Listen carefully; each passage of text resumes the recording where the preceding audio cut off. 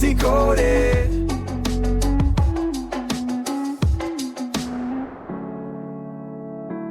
Welcome to Book Decoded, the podcast episode where we crack open fascinating new reads and pull out the most exciting insights for you.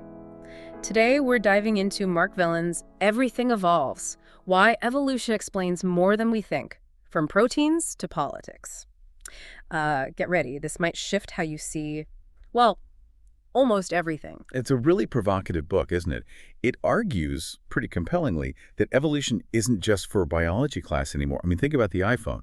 We say Steve Jobs invented it, but really, she oversaw a team, right? And they pieced together dozens of technologies that already existed into a slightly different combination after who knows how many rounds of, trial and error. Okay, that's a great way to put it. So Vellend is saying that process, the trial and error, is evolution, and it applies to culture, tech, politics. Exactly. Not just species. He even calls it a second science, like as fundamental as physics. Wow, a second science. That's ambitious. So if we really took that on board, it suggests we could maybe shape things more deliberately, like our businesses or communities, not just react. That seems to be the implication, yeah.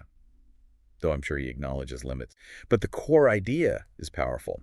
He boils evolution down to this universal recipe, just 4 ingredients. Okay, let's get into those. What are they? Variation, inheritance, differential success, and movement.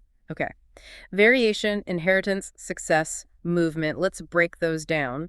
How does variation work outside biology? Well, think about bacteria. They can use CRISPR, that gene editing thing, to specifically grab helpful mutations. That's kind of directed variation, not just random DNA slips. Or think simpler. A new recipe, maybe you just tweak an old one. Tinker with it. Yeah, tinkering. Or you combine bits from several different dishes. Right. That's creating variation. Okay, makes sense. So you get new variations, but they need to stick around, right? To be passed on. That's inheritance. Precisely. And again, not just genes from mom and dad. Mendel's P's showed that traits pass down as distinct units, particulate inheritance, he called it. They don't just blend together. Right, not like mixing paint. Exactly. But culturally, you inherit ideas constantly from friends, teachers, books, the internet.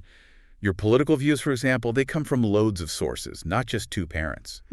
So many parents for our ideas. Interesting. Which leads to the next ingredient, differential success. What makes one variation win over another? Right.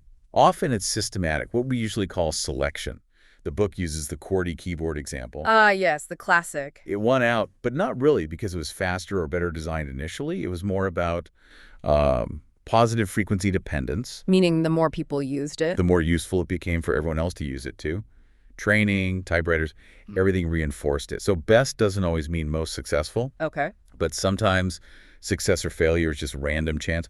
Drift, biologists call it, especially in small groups. Vellend mentions the Tasmanian indigenous people losing some quite sophisticated tool technologies after being isolated. That was likely drift, not selection against the tools themselves. Wow, so isolation can lead to loss just through chance. Okay, this is where it gets really interesting for me. How does Vellend connect all this to now, our world?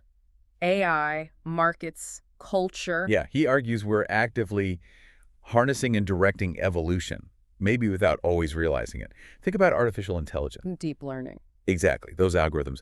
They essentially evolve solutions. They run through countless trials, keep what works, discard what doesn't, finding these fitness peaks in massive landscapes of data. It's selection, but artificial.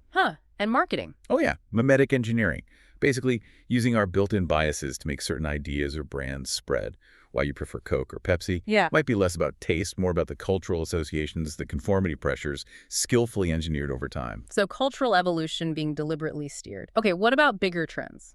Globalization. That's a huge driver tied to the last ingredient, movement.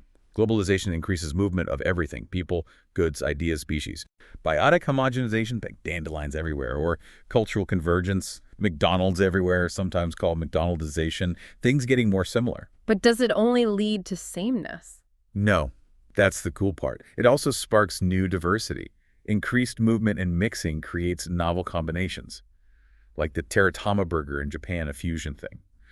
or entirely new hybrid languages like light world Piri in Australia. So movement drives evolution that creates both similarity and new differences. Fascinating. It's a constant dynamic. Okay, so stepping back, everything evolves really offers this powerful lens, doesn't it? A way to see underlying patterns in everything from, like you said, genes to finance to culture. It really does. It gives you a framework to maybe make sense of some of the chaos. And the book argues we should actively use the second science perspective, right, to tackle big modern problems. Absolutely.